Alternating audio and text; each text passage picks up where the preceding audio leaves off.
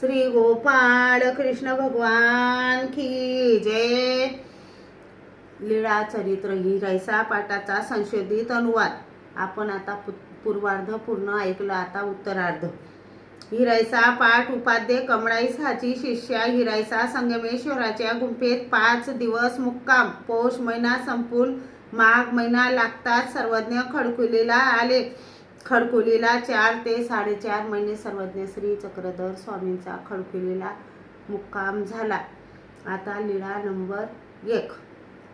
लीळा number 1। रामदेवाची एकांताची मागणी। भट्टोबासांना सर्वज्ञांची फारच आवड निर्माण झाली। दादोस भट्टोबासांना खामखेड्यास घेऊन गेले। तेथे 5 दिवस होते। अंतःकरणी सर्वज्ञांची प्रीती होतीच। मग परत सर्वज्ञांच्या दर्शनाला आले, तेव्हा भट्टोबासांना सर्वज्ञांबद्दल अधिकच आवडी निर्माण झाली। हे पाहून दादोस आबाईसाला म्हणाले, आबे, हा नागदेव सर्वज्ञांजवळ राहू इच्छितो, परंतु तुम्ही अन्नालाही माग व्हाल हे लक्षात घ्या। मग आबाईसाने भट्टोबासांना बोलवून विचारले, नागदेवा, तू म्हणे सर्वज्ञांजवळ राहू इच्छितोस? भट्टोबास म्हणाले, नाही ग आई, असे कोण म्हणतो? मी लखुदेवा मार्फत एका अवताचे बैल घेतले, शेतीची अवजारे आणली। माझे तुला माहीतच आहे ना की तुला न विचारता मी भलतं काही करीत नाही। यावर आबाईसा गप्पच राहिली। आबाईसांकडूनही काही होत नाही असे पाहून दादोस मनाशीच म्हणाले, आता मी सर्वज्ञांनाच विनंती करीन। मग एके दिवशी दादोसाने सर्वज्ञांना विनंती केली, जीजी, आपण मला एकांतात भेट द्यावी। सर्वज्ञ म्हणाले, येथे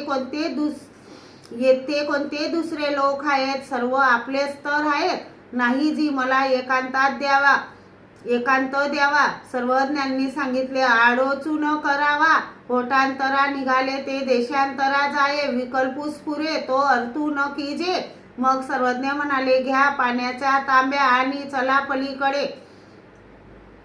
दादोसाने पाण्याचा तांब्या व चादर घेतली। प्रथम सर्वज्ञ गुंफेच्या पूर्वेकडे गेले, मग गुंफेच्या पश्चिमेला गेले। तेथे सर्वज्ञ आसनावर बसले। मग दादोसांनी सर्वज्ञांना विनंती केली, जीजी, ह्या नागदेवाला आपल्याजवळ राहू देऊ नका। सर्वज्ञ म्हणाले, ते का नको? जीजी, हा चांगला नाही, हा वाईट वर्तणुकीचा आहे। आपले ऐकले आणि पलीकडे जाऊन बडबड करील। सर्वज्ञांनी सांगितले, तसे आमच्याजवळ काय आहे?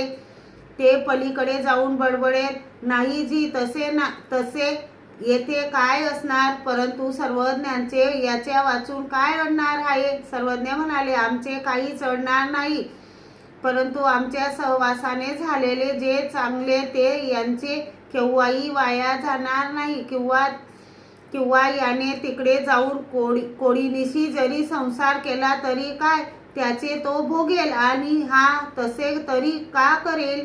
आमच्या सहवासाने हा उबगणार नाही आणि आम्ही येथे राहणाऱ्याला पाठवीत नसतो, आमच्यापासून जाणाऱ्याला थांबवीत नसतो, असे सर्वज्ञांनी निरूपण केले। एवढ्याने दादोस गप्प राहिले। मग सर्वज्ञ गुंफेकडे गेले। श्री गोपाळ कृष्ण भगवान की जय।